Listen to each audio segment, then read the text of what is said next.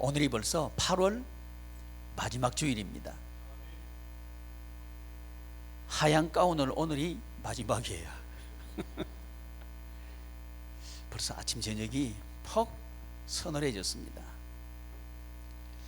올 것 같지 않던 가을이 왔습니다. 우리 하나님께서 모든 만물을 만드실 때 엿새 동안 만드셨는데 그 중에 넷째 날 만드신 것이 해와 달과 별들을 만드셨습니다. 그리고는 그 별들, 해 그리고 달을 통해서 사시와 일자와 연한이 이루어지도록 하셨습니다. 그대로 여러분 가는 것 같고 가을은 왔습니다.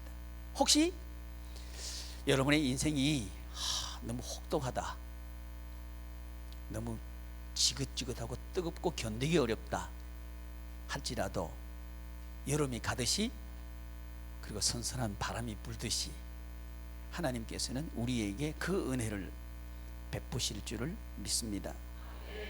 요한복음을 시작한 게 엊그제 같은데 벌써 21장, 요한복음은 총 21장으로 기록되어 있습니다. 1장을 이렇게 시작했습니다.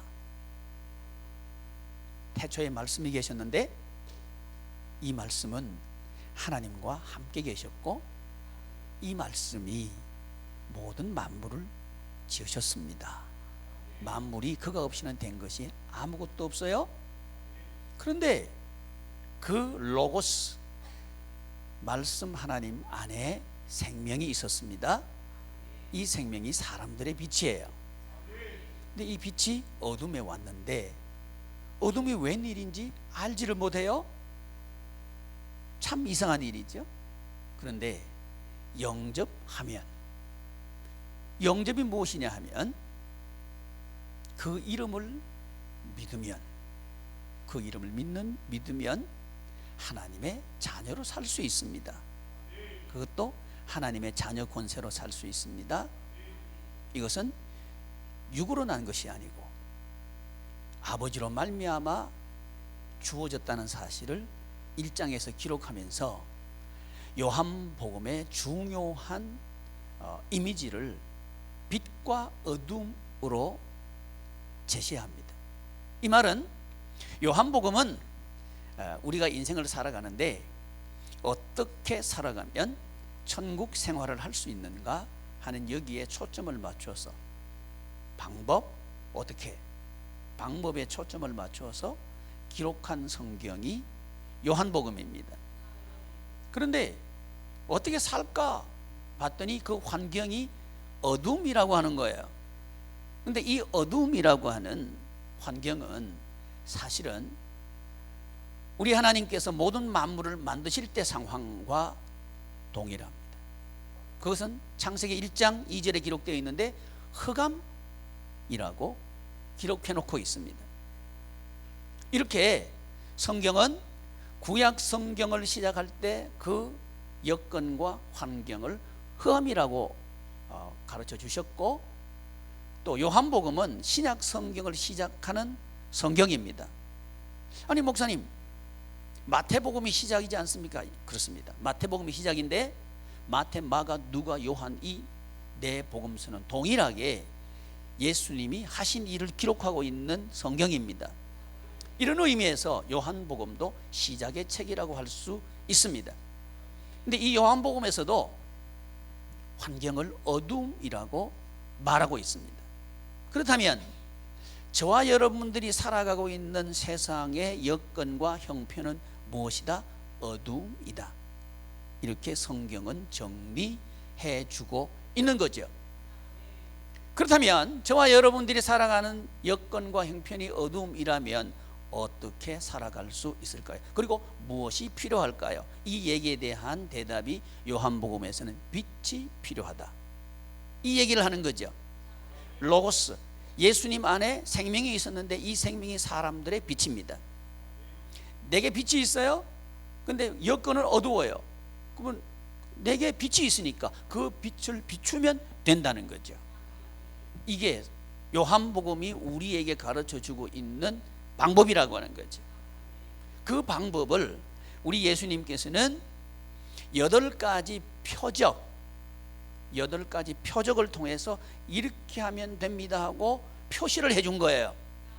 표적은 표시입니다. 무슨 표시? 빛으로 다가가는 표시, 답을 찾아가는 표시. 자, 여기서 우리는 질문 하나 해야죠. 인생에 답이 있을까요?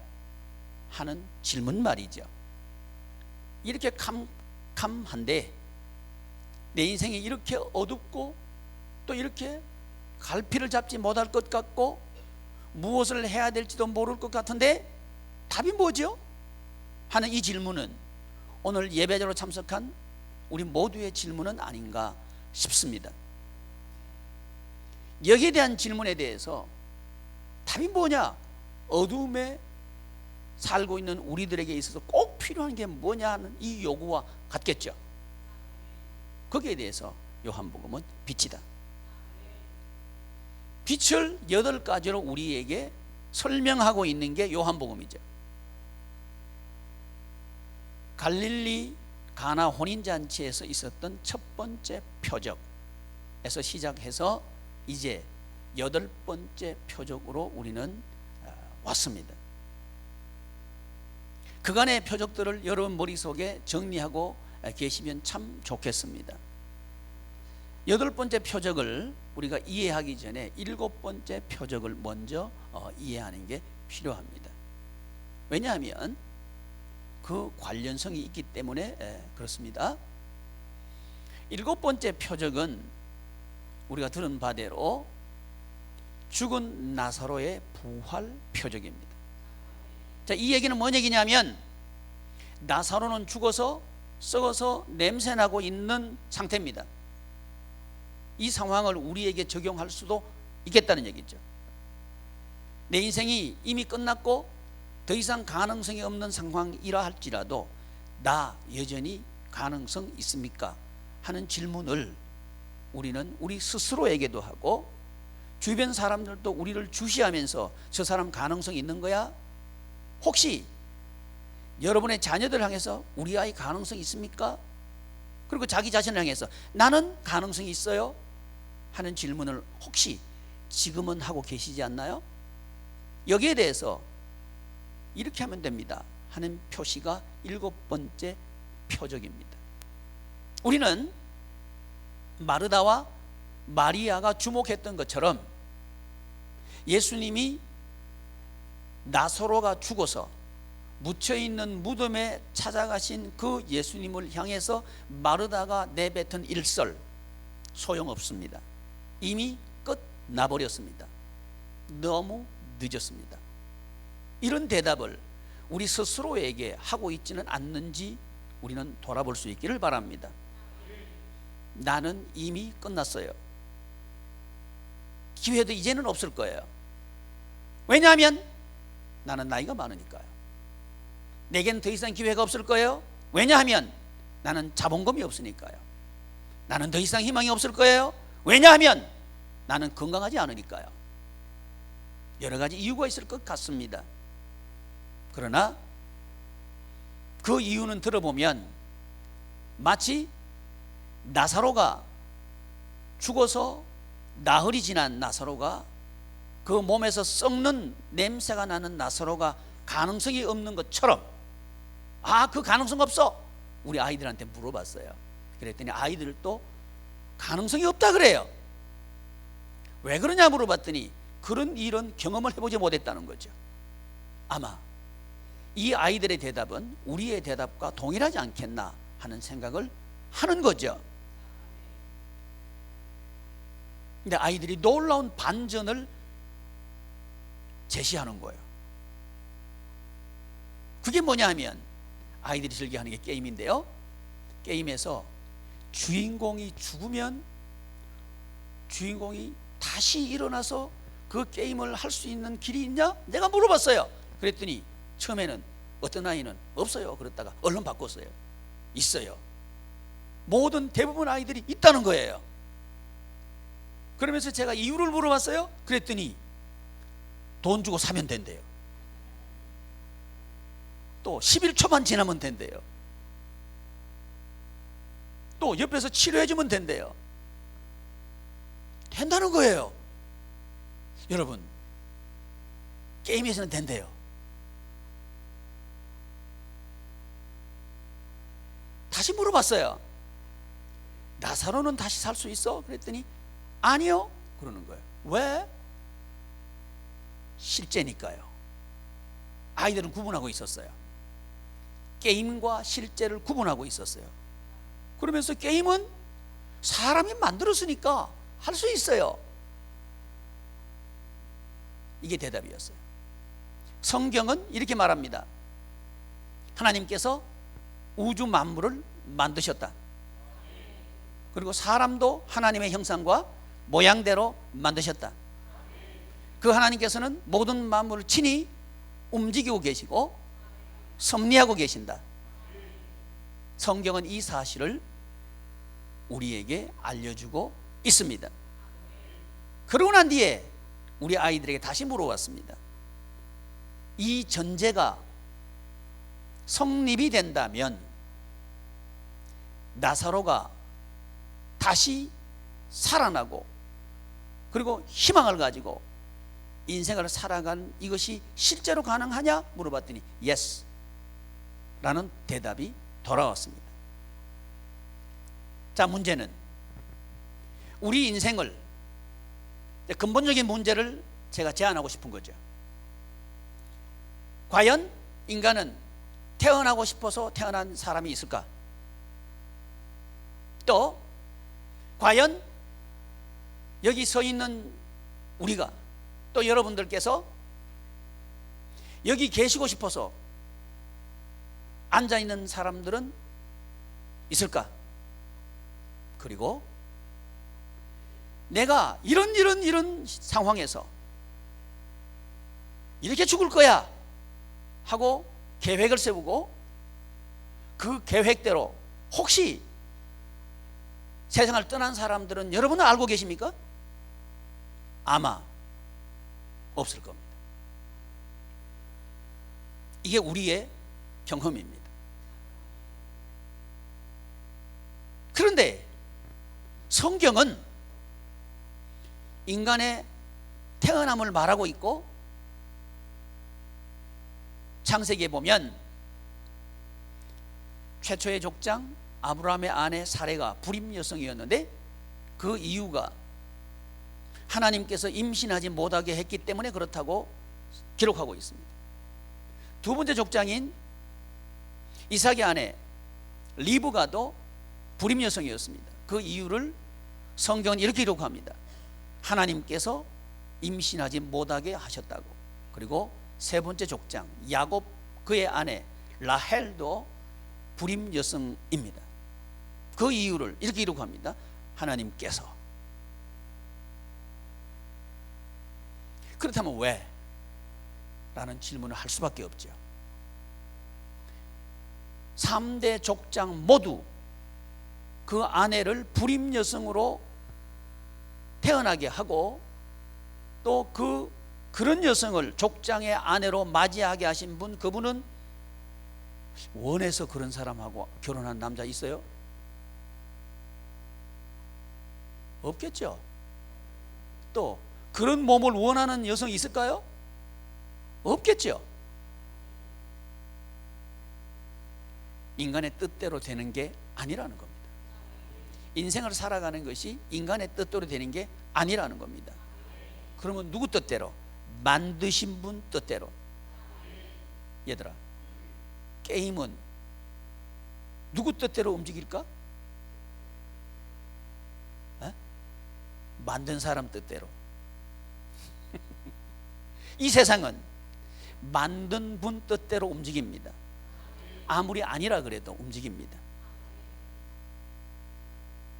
그걸 전제했을 때 아이들은 yes, 가능성이 있다는 거예요. 자, 나의 가능성 있음과 없음, 그 근거를 우리는 어디에 두고 있습니까? 내가 건강하기 때문에 가능성이 있어. 내가 돈이 있기 때문에 재기할 수 있어. 나를 도와주는 사람이 있기 때문에 나는 할 수 있어. 혹시 이게 실질적으로 들리십니까? 아니면 내가 아무것도 없어도 하나님께서 함께 하시면 나는 재기할 수 있어. 내가 지금 건강을 잃어버려도 하나님께서 함께 하시면 나는 재기할 수 있어. 이게 실질적으로 들리십니까? 혹시 전자가 아니십니까? 전자라고 한다면 우리는 이렇게 말할 겁니다. 너무 늦었습니다. 내가 병들기 전에 일을 하라고 해야지. 나는 이미 병들어서 약하기 때문에 너무 늦었습니다. 나는 할 수 없습니다. 내가 돈 다 떨어지기 전에, 부도 나기 전에 새로운 아이템을 나에게 제시하는 게 좋지. 이제 부도 나서 돈 하나도 없는 이 상황에서 새로운 아이템 제시해봐야 나는 재기할 수 없습니다. 이게 이 세상 아닌가요? 그래서 우리는 너무 늦었다는 말을 우리 입으로 내뱉고 다른 사람들에게 그 이야기를 해서 다른 사람을 힘들게 하기도 하고 자기가 아파하기도 하고 그러고 인생을 살고 있지 않느냐 이 말이죠. 요한복음에서는 이걸 어둠이라고 정리합니다. 그러나 그 어둠에 빛이 비친다면 가능성은 되살아나는 거죠. 그 가능성은 우리의 경험과 우리의 이성을 초월한다는 거죠. 그런데 우리는 어디에 갇혀 있냐면 이성이라고 하는 여기에 갇혀 있습니다. 이성으로 내 인생을 이해하려고 하는 거예요. 그러나 이해되지 않을 겁니다. 내가 왜 이렇게 살지 이해가 안 될 겁니다. 여러분 지금까지 살아오셨는데 내가 지금 왜 여기 있지 이해가 되는 분 하면 손 좀 한번 들어봐줘요. 이해가 안 돼요. 이해 안 되는 게 정상입니다. 왜냐하면 인생은 이성으로 자기 인생을 컨트롤할 수 있는 게 아닙니다. 이 이야기를 그 어디에도 하지 않습니다. 그러나 성경은 말합니다. 하나님께서 만드셨고 하나님께서 움직이신다. 그렇다면 제기할 수 있는 방안은 뭔가? 하나님 뜻대로, 하나님이 만드신 디자인대로 하면 제기한다 하는 이야기를 하고 있는 것이 나사로의 부활 표적입니다. 여러분 혹시 길을 가다 보면 매미가 우는 소리가 들릴 거예요. 우는 건지 노래하는 건지 들릴 거예요. 요즘 우는 매미가 어떤 매미가 주로 울죠?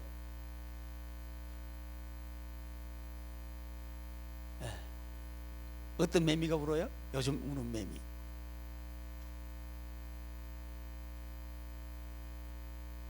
몰라요. 제가 촌놈이라서요. 별을 뵐 때쯤 배가 쭉 익어갈 때쯤 우는 매미는 말매미요. 따라라라라락 하는 매미. 그 말매미 소리 들어보셨나요? 고전에 우는 매미. 그 매미 이름이 뭐죠? 에? 참매미는 아까 얘기해버렸고 참매미 전에 지금 도시분들이구나.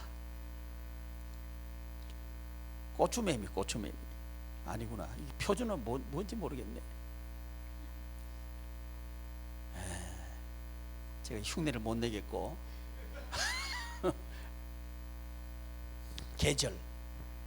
계절을 따라서 우리 하나님께서는 이 매미들이 울게 했어요.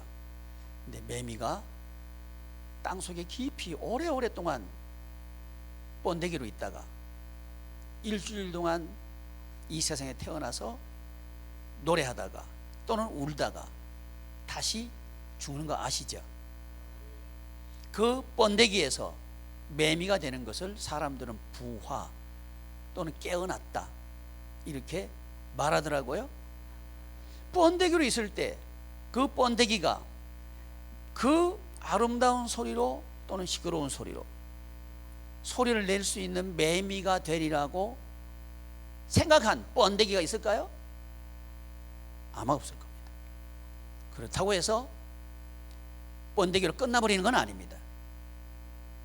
그는 때가 되면 매미가 될 거예요. 여러분, 혹시 우리가 나사로처럼 죽어서 무덤에 묻혀 있고 썩어서 냄새 나는 상황에 있다 할지라도 이것이 끝이 아니라는 겁니다. 부활할 수 있다.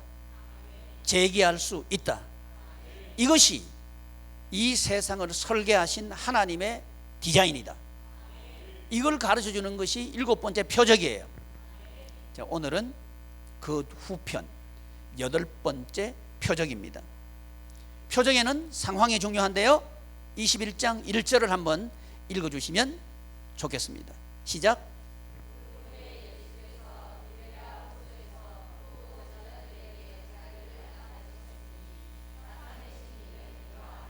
아멘. 그 후에 이 그 후라는 것은 예수님께서 십자가를 지시고 무덤에 묻히시고 사흘이 지난 뒤에 무덤 권세를 깨뜨리고 이제 부활하십니다. 부활하신 그 예수님, 그 예수님을 여인들이 부활했다는 사실은 믿겨지질 않는 거예요. 왜? 그런 적이 없으니까. 그래서 이 여인들이 새벽 미명에 무덤을 보러 갑니다. 부활하신 예수님을 기대하고 간 게 아니에요. 우리 예수님 평소에 그렇게 말씀을 선포해 주시고 또 함께 계시면서 사랑해 주시고 하는 그 예수님, 장사를 제대로 치러드리지 못했는데 장사라도 제대로 치러드려야 되겠다 하고 무덤에 찾아간 거예요. 그런데 무덤에 갔더니 예수님은 계시지 않는 거예요. 빈 무덤만 있었습니다. 그분은 말씀하신 그대로 부활하신 겁니다. 이 사실에 대해서 그 당시 역사학자들은, 믿지 않는 역사학자들도 이 사실을 기록하고 있습니다. 유대인들이 예수라는 사람이 부활했다고 하는 사실을 믿고 많은 사람들이 그 도를 추종하고 있더라 하는 이야기를 기록하고 있습니다. 물론 믿는 역사학자들은 말할 것도 없습니다. 그리고 성경도 이 사실을 기록하고 있습니다. 제가 3가지 근거를 말씀드렸습니다. 하나는 믿지 않는 역사학자들의 기록, 둘째는 믿는 역사학자들의 부활 기록, 그리고 성경의 기록, 이 3가지를 예수님의 부활이 실제이고 사실인가 하는 근거로 여러분께 말씀을 드렸습니다. 여러분, 혹시 이순신을 보셨나요?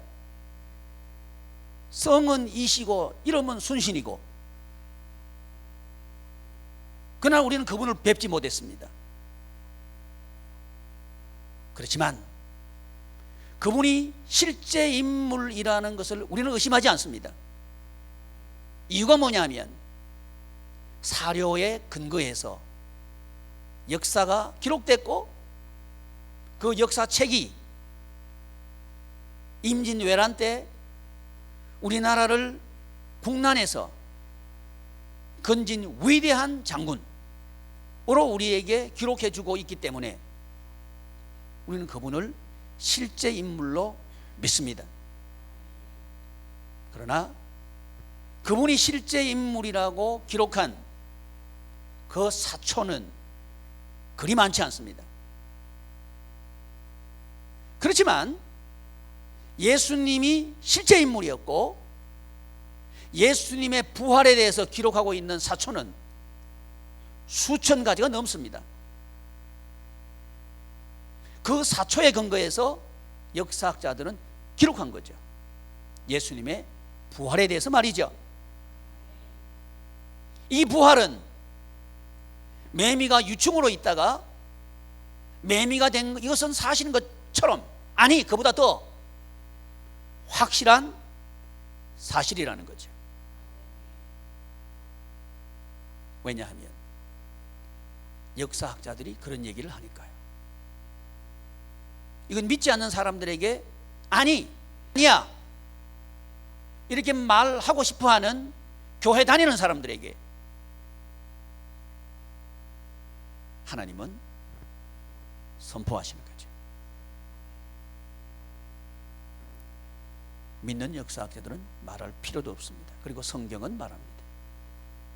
이 성경의 말씀에 대해서 그 당시에 예수님의 부활을 믿고 싶지 않고 사실이 아니라고 말하고 싶어하는 사람들은 이렇게 말했습니다. 아마 헛것을 보았을 거라고.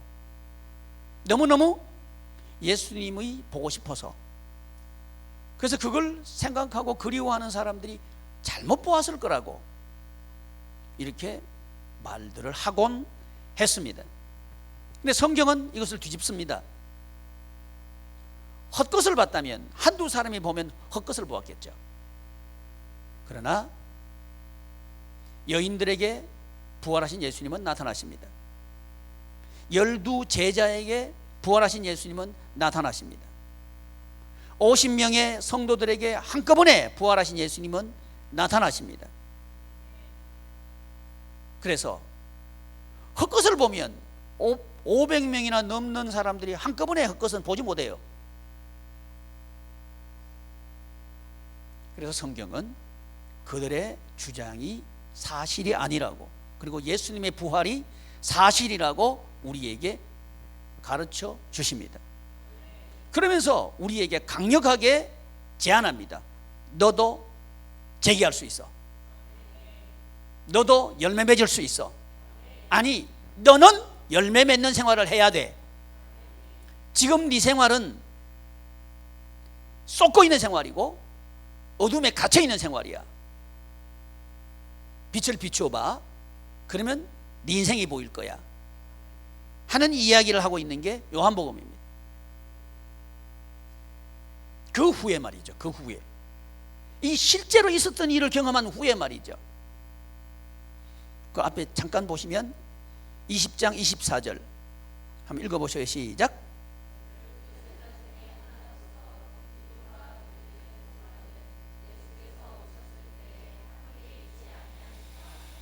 아멘. 이 부분은 우리 예수님께서, 부활하신 예수님께서 12 제자에게 나타나셨다는 사실을 기록하고 있는 장면입니다. 12 제자에게 나타나셨죠? 그런데 그 후에 부활하신 예수님을 제자들이 만났어요. 그 후에 말이죠. 어떤 일이 벌어졌느냐 하면 그 12명의 제자들 중에서 한 사람은 그 우두머리가 되고 7명이나 합해가지고 디베랴 바다로 고기 잡으러 가버립니다. 우리 예수님께서 그 제자들을 전도하실 때에 이렇게 말씀하십니다. 너희들은 사람을 낚는 어부가 되리라. 누가 되리라? 사람을 낚는 어부가 되리라 하면서 전도를 하셨어요.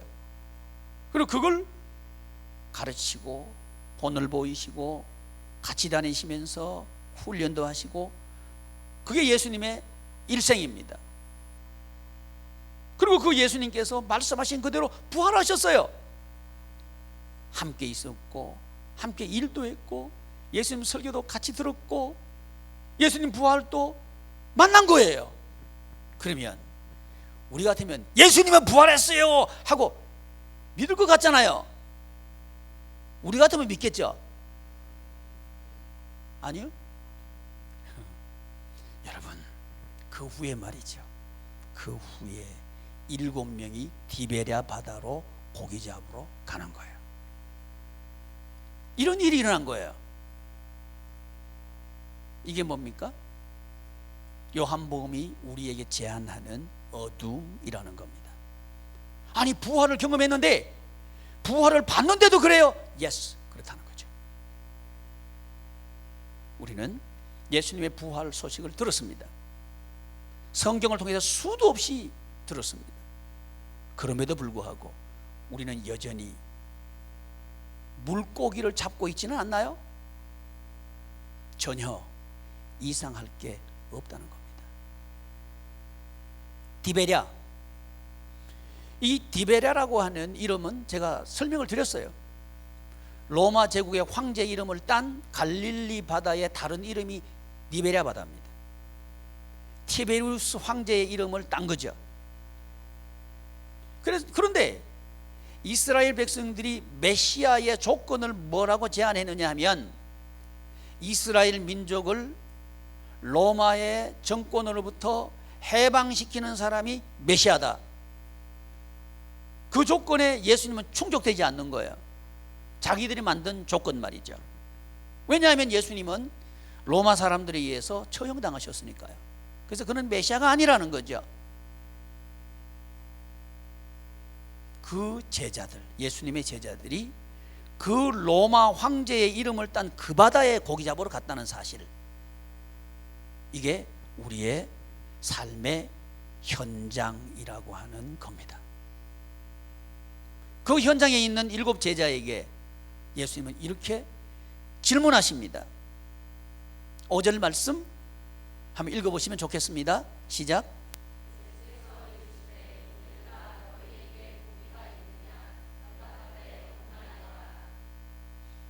예수님의 첫 번째 우리를 향한 질문입니다. 얘들아, 너희에게 고기가 있느냐?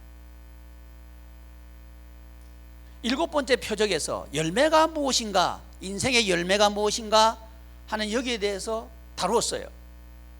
여러분, 저와 여러분들이 살아가는 인생의 열매, 나는 과연 이 나이토록 살았는데 나는 뭘 위해 살았나? 그리고 뭘 이루어놨나? 내 열매는 무엇인가? 하는 이야기들을, 이런 생각들을, 또는 이런 회한들을 우리는 지금도 가지고 있을지 모르겠습니다. 혹시 여러분 지금까지 살면서 무엇을 남겨놓으셨나요? 이게 7번째 표적의 질문이라는 거죠. 사람들은 말하고 싶을 겁니다. 나는 그래도 빌딩은 하나 있어요. 나는 그래도 집은 큰 거 하나 있어요. 그래도 나는 차나 하나 번뜩한 거 있어요. 아이고, 나는 가진 게 없네요. 내세울 게 없네요. 이렇게 열매들을 말하고 싶을지도 모르겠습니다. 그러나 성경은 그것을 열매라고 하지 않습니다. 하나님의 나라의 열매는 하나님께서 주시는 기쁨이라는 겁니다. 기쁨이 열매라는 거죠. 하나님께서 주시는 기쁨이 열매라고 하는 거죠. 그게 7번째 표적입니다. 열매, 그러면 얼른 생각나는 게 있어요. 자, 어린이 목장들, 열매 그러면 제일 먼저 생각나는 게 뭐예요? 큰 소리를 해봐요. 오, 기쁘게 사는 게 열매가 뭐 얼른 생각나는데 박수 한번 쳐줘봐요. 난 열매 그러면 복숭아 할 줄 알았어요.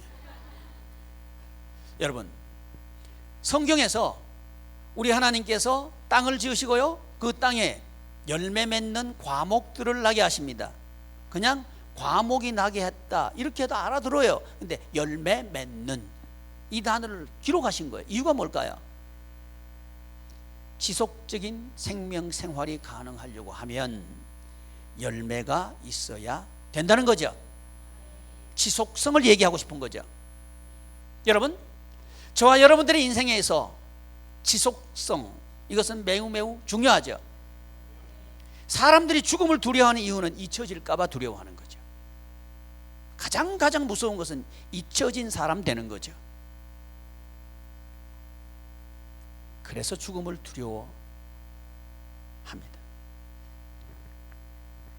그런데 우리 예수님께서는 잊혀지지 않는 인생의 비결을 이렇게 제안하는 거예요. 제자 삼아라. 제자 삼아라. 이 제자 삼음과 열매와 연관시키고 있습니다. 그래서 부모들에게 제안하는 거예요. 부모여, 여러분의 자녀를 여러분의 제자 삼으십시오. 이게 열매라는 거죠. 이 시점에서 우리는 우리 스스로에게 질문할 수 있기를 바랍니다. 내 자녀는 나의 제자인가 하는 질문을 해볼 수 있기를 바랍니다. 그게 열매라고 하는 거죠. 영적인 열매? 우리 목장들은 자기 목원들 향해서 내 목원은 나의 영적인 제자들인가? 이게 열매라고 하는 거죠. 다시 말씀드리면 기쁨의 이유들인가? 이 말이죠. 여러분의 자녀를 생각하면 아휴 한숨이 먼저 나와요. 여러분 자녀를 생각하면 아이고 기대가 돼. 왜 웃어요? 기쁨, 그게 열매거든요. 이제 진단이 끝났으리라 생각합니다. 그렇다면 대안은 제자 삼는 거죠. 제자를 삼으려고 하면 어떻게 하면 되는가? 포도나무 둥치에 연결되면 된다. 가지가 열매 맺는 것은 가지 힘으로 맺는 게 아니고 둥치에서 오는 수분도 공급받고 양분도 공급받고 또 태양을 받아가지고 광합수하는 그 양분도 먹고 이래야 가지가 열매를 맺는다는 거죠. 가지 단독으로는 못해요. 그래서 연결되면 된다 하는 사실을 7번째 표적에서 말씀하고 있는 거예요. 8번째 표적, 예수님께서 이 베드로에게 질문하시는 게 3가지 모두 네가 나를 사랑하느냐, 이 질문하고 있는 거죠.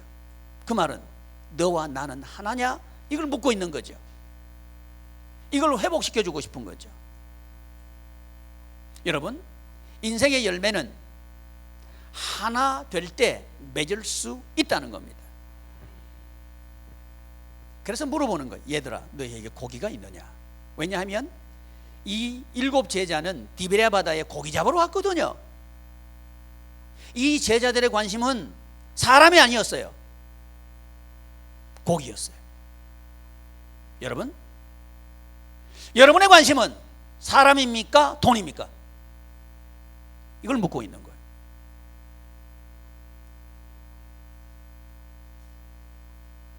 제자들은 돈이었습니다.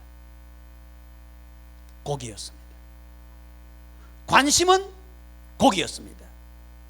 근데 현실은 없나이다.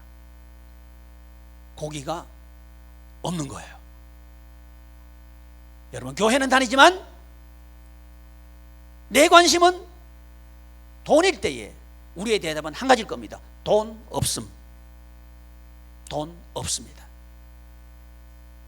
이것이 우리의 대답은 아닌가요?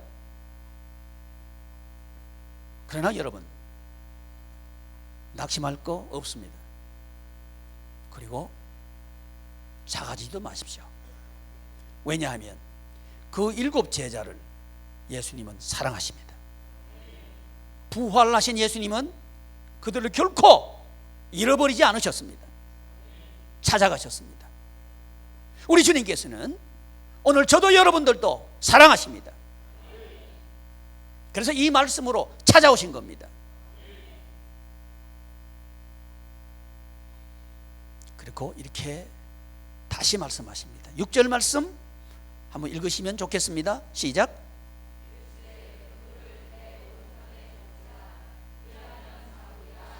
아멘. 이르시되 그물을 배 오른편에 던지라, 그리하면 잡으리라. 물고기 잡는 법을 가르쳐 주십니다. 사랑하는 교우 여러분, 돈 버는 법을 가르쳐 주고 있습니다. 아멘은 안 하시네요. 그건 말씀이죠. 돈 버는 법 아닌데요. 그런 것 같아요. 여러분, 그러면 제가 거꾸로 묻겠습니다. 여러분들이 생각하고 있는 돈 버는 법을 얘기해 보십시오. 그리고 그 결과를 제게 얘기해 보십시오. 혹시 제자들처럼 고기가 없습니다, 이 대답은 아닌가요? 그렇다면 우리의 방법은 틀렸습니다. 고기 잡을 수 있는 방법은 뭐냐? 주님의 말씀대로 던지라고 하는 대로 던지면 된다는 거예요. 아멘. 이게 실제적으로 들리기를 축복합니다. 부활하신 주님께서 승천하시지 않고 꼭꼭 제자들에게 알려주고 싶은 얘기가 이 얘기입니다. 내 말씀대로 하면 된다. 이 말씀을 하신 후에야 승천하십니다. 그만큼 중요하다는 거예요. 그러고 난 뒤에 우리 예수님이 기억나도록 해주고 싶은 게 있었어요. 그건 뭐냐면 최후의 만찬입니다. 최후의 만찬은 우리가 잘 아는 대로 유월절 어린 양이 되신 예수님께서 피와 살을 제자들에게 나눠주시면서 이것은 내 살이라, 그리고 이것은 내 몸이라 하시면서 포도주와 떡을 나눠주시면서 마지막 우리들이 먹어야 될 양식과 우리들이 마셔야 될 음료에 대해서 가르쳐 주시는 이 장면을 떠올리게 하는 거죠. 여러분, 내가 생명의 떡이로라 하는 이 표적은 몇 번째 표적이었죠? 할렐루야, 네 번째 표적. 누가 그랬어요? 김하세 목장 잘했어요. 네 번째 표적, 그걸 기억나게 한 거죠. 여기서 말이죠. 여러분, 우리가 기억해야 될 게 뭘까요? 우리의 양식은 무엇인가 하는 얘기입니다. 물론 육신의 양식은 음식이죠. 그러나 여러분, 마음이 곤고해지면 육신의 양식은 못 먹습니다. 먹고 싶은 생각이 안 날 거고요, 입맛도 떨어져 버릴 거고요, 소화도 되지 않을 겁니다. 아무리 진미가 내 앞에 있다 할지라도 마음이 무너져버린 사람에게는 더 이상 그의 양식이 아닙니다. 마음이 유쾌해야 소화도 되고요, 먹고 싶기도 하고요, 그리고 힘이 되기도 합니다. 근데 우리는 양식 그러면 육신의 양식만 얼른 생각한다는 거죠. 이게 어둠이라는 거예요. 그러면 진정한 양식은 무엇인가? 거기에 대해서 예수님이 하신 일, 이게 참 양식이다. 그래서 나는 생명의 떡이로라, 그렇게 말씀하신 거죠. 이걸 떠올리도록 하기 위해서 고기를 잡고 난 뒤에 그걸 떠올리게 한 거죠. 여러분, 이 시간에 저와 여러분들이 나는 무슨 일을 하면서 살까 하는 여기에 대해서 대답할 수 있기를 축복합니다. 그러고 난 뒤에 하신 말씀이 너는 나를 사랑하느냐, 이걸 물으신 거예요. 자, 15절 말씀 한번 읽어주시면 좋겠습니다. 시작.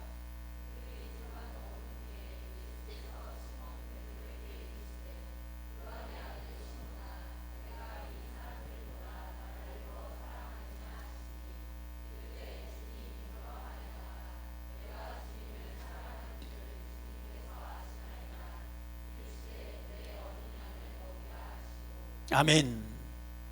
우리 예수님께서 이제 이 과정들을 거치고 난 뒤에 질문하시는 게 베드로 이름을 부르는 거예요. 그런데 예수님은 이 베드로의 이름을 베드로라고 부르지 않습니다.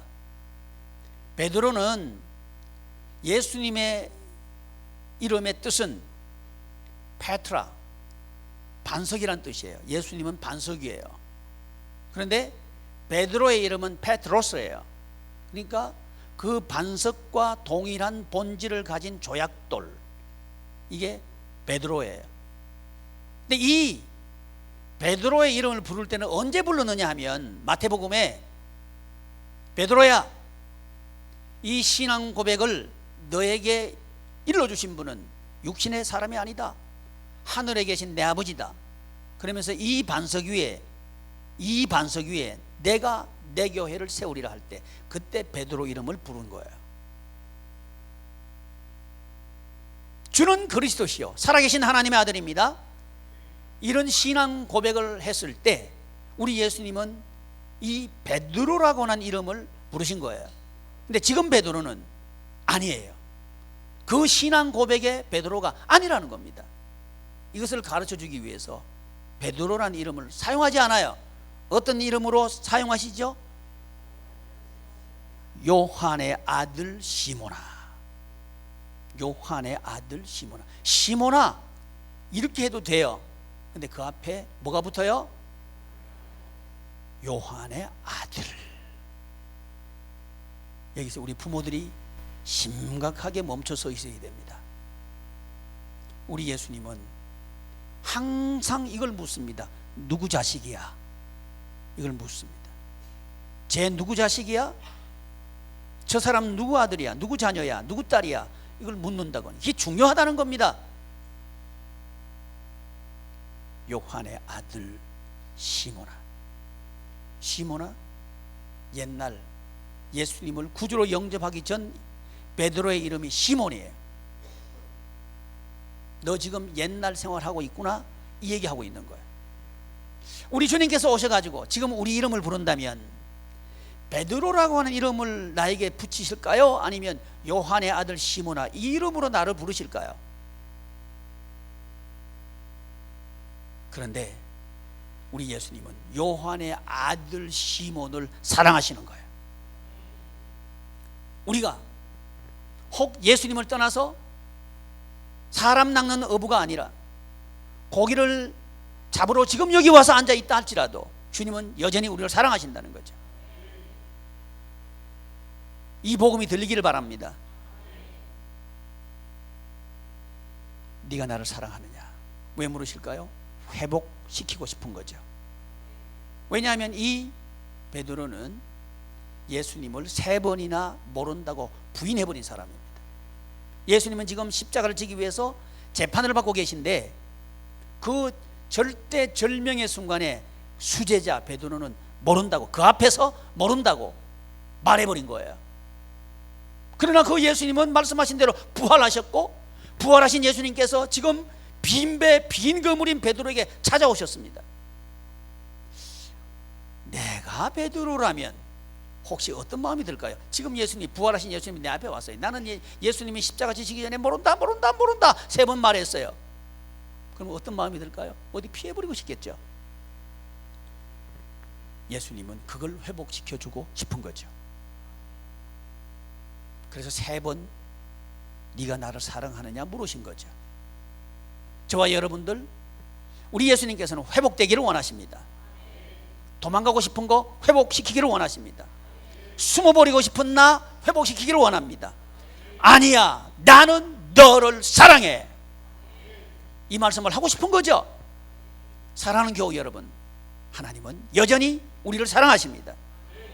우리의 모습과 상관없이 우리를 주님은 사랑하십니다. 그러면서 사랑이라고 하는 단어를 쓰신 이유가 뭐냐면 연합입니다. 사랑은 모든 것을 든든하게 하나로 묶는 띠입니다. 하나 되자. 그리고 사랑하느냐 묻고 난 뒤에 진짜 할 일이 있어. 그건 뭐냐면 내 양을 먹이는 거야. 내 양을 먹이는 인생을 살아라, 이 부탁을 하는 거죠. 자, 왜 그럴까요? 왜 부활하신 예수님께서 승천하시기 전에 이 말씀을 꼭 하셔야 될까요? 내 양을 먹이라는 말씀을 왜 꼭 하셔야 될까요? 이 부분은 7번째 표적의 열매와 관련성이 있습니다. 열매, 씨 안에는 생명이 있습니다. 뭐가 있다고요? 생명이 있습니다. 이 생명이 땅에 묻히면 열매를 맺습니다. 많은 열매를 맺습니다. 그리고 지속적으로 열매를 맺습니다. 이게 기쁨이라고 하는 거죠. 이게 제자라고 하는 거죠. 그래서 기독교는 제자도입니다. 제자를 삼아라, 이게 열매라는 거죠. 예수님은 자기 백성을 저희 죄에서 건져 구원하기 위해서 오신 분이 예수님입니다. 사람 구원하기 위해서 오신 분이 예수님이라는 거죠. 그게 생명이고요, 그 안에 생명이 있었나니 그게 생명이라는 거죠. 이 생명이 우리의 생명 되기를 주님은 원하시는 거죠. 이걸 마지막에 물으신 거예요. 네가 나를 사랑하느냐? 그러면 내 양을 먹여라. 뭐 하라는 거죠? 사람 살려라. 그럴 때 예수님의 생명은 우리 생명이 되고 예수님의 기쁨은 우리 기쁨이 되고, 예수님의 부활은 우리 부활이 되고, 우리 인생은 재기할 수 있다는 거죠. 아멘. 기쁨으로, 그것도 영원한 기쁨으로 부활할 수 있다는 거죠. 기독교는 세상 나라가 아닙니다. 기독교는 하나님의 나라입니다. 재기를 세상의 물질적인 요소로 이해하지 않으면 좋겠습니다. 영원한 기쁨의 주인공들 되기를 축복합니다.